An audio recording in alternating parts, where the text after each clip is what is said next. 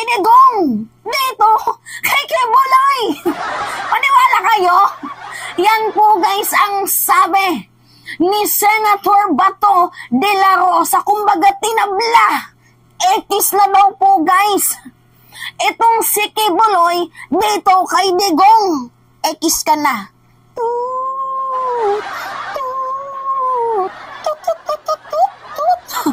Ekis na daw po guys. Sino niloko nyo? Sino niloko nyo? So ngayon guys, ang ibig sabihin guys ng tinabla, hindi kakanlungin, inayawan na ni Digong, itong si Kibuloy. Ibig sabihin daw po guys, hindi makikialam itong si former President Duterte sa mga kinakaharap na kaso ni Kibuloy, especially sa sexual abuse case, dito sa child abuse. So, hindi daw po guys makikialam itong si Digong at wag daw pong sisihin itong si former President Duterte kung bakit hindi mahuli-huli itong si Kibuloy dahil hindi naman daw po yun nila guys tinatago. Defensive yarn.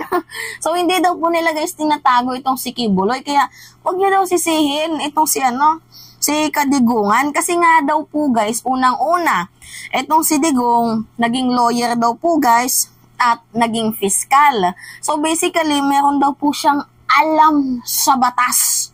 Kaya wag nyo daw po siya guys sisihin dahil hindi niya daw po yun guys ito-tolerate ang mga allegedly na isinampang kaso na sexual abuse, child abuse dito kay Kibuloy. Kasi nga daw po, alam ni Digong ang batas. Hindi daw po siya guys kakampi. Kumbaga, tinabla nga. Ekis.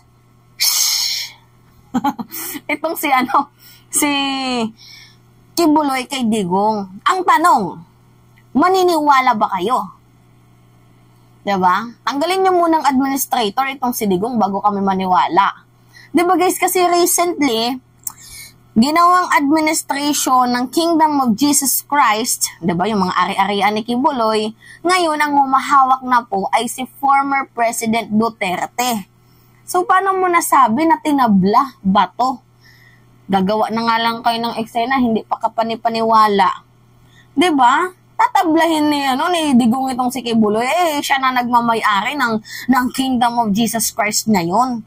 Kasi sabi ni Kibuloy, kaya daw nila inilipat, ginawa nilang administrator, itong si Digong Kuno, para daw i-preserve yung ari-arian ng Kingdom of Jesus Christ na baka daw kunin ng gobyerno Kuno. Yan yung sabi ng KOJC. So, basically, hindi daw po guys ito-tolerate ni Digong ang mga maling ginawa ni Kibuloy. Yan po yung sabi ni Bato. Basahin natin.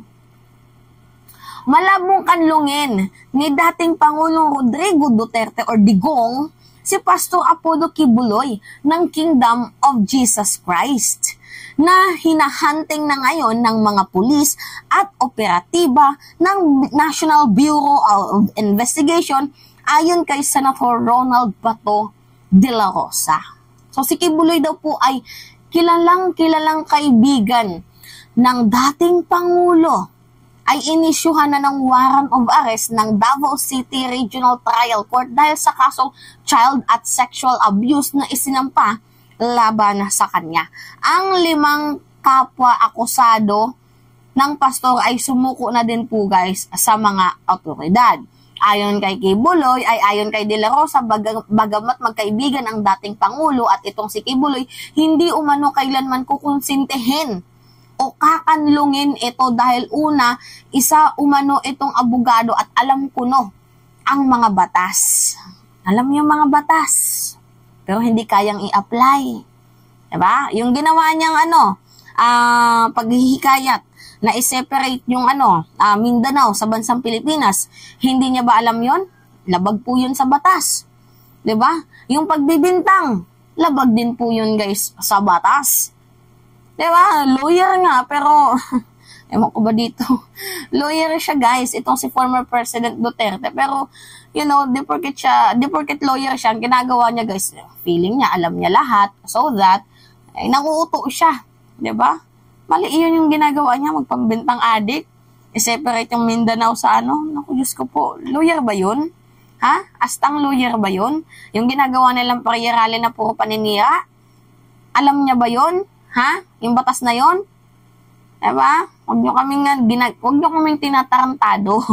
Alam namin na, ito si ano lang na palabas nyo lang to para linisin ulit itong si Digong. Alam namin yan. Lagi nyo nililinis itong si Digong sa gentleman's agreement, nilinis ni Panelo itong si Digong.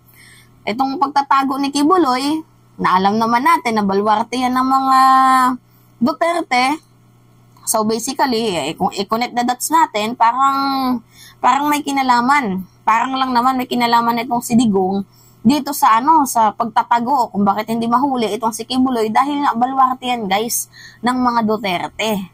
Diba? O wag mo kami pinagloloko bato.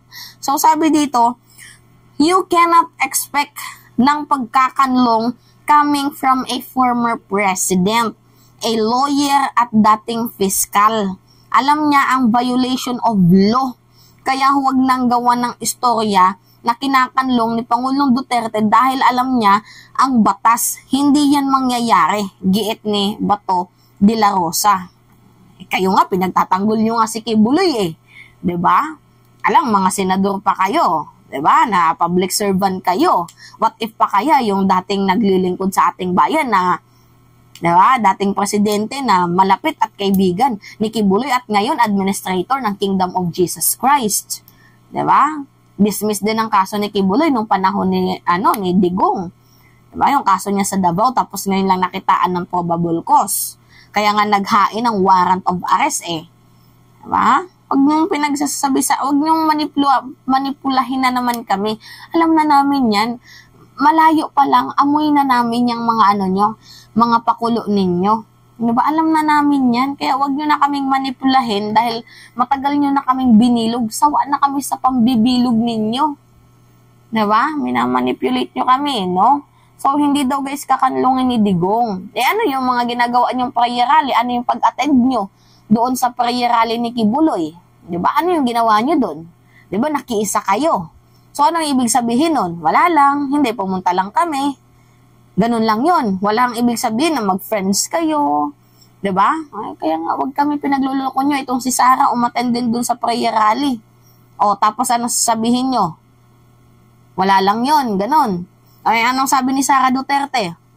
Nakikiisa siya sa pag-iipit na ginagawa dito kay tinututulan niya ang ginagawang panggigipit, pag-iipit dito kay Kibuloy. So basically, you know what guys, huwag nyo kaming paikot-ikutin.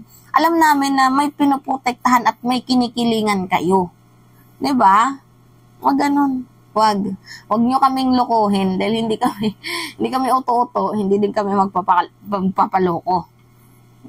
Kung si Bato na to, yan po guys yung sabi. Maniwala kayo, ikis na ni Digong itong si Bato. Maniwala itong si Kibuloy. Maniwala kayo guys na iniligwak na ni Digong itong si Kibuloy. Siya yung administrator ng Kingdom of Jesus Christ. Naku, kwento nyo sa pagong. Diba? Kwento nyo sa pagong. Madumi kasi ngayon guys itong si Kibuloy. Nadadawit itong si Digong. Ang ginagawa nila, nililinis nila itong si Digong. Kasi nga guys, may balak pa atang pumasok ulit sa politika. Itong si Kadigungan, next year na guys. 2025 na, shit. Lapit na. Lapit na. Anyway, yun lang po guys. It's me again, si Mima Alicia, yung tagbabalik ulit para sa ating panibagong video.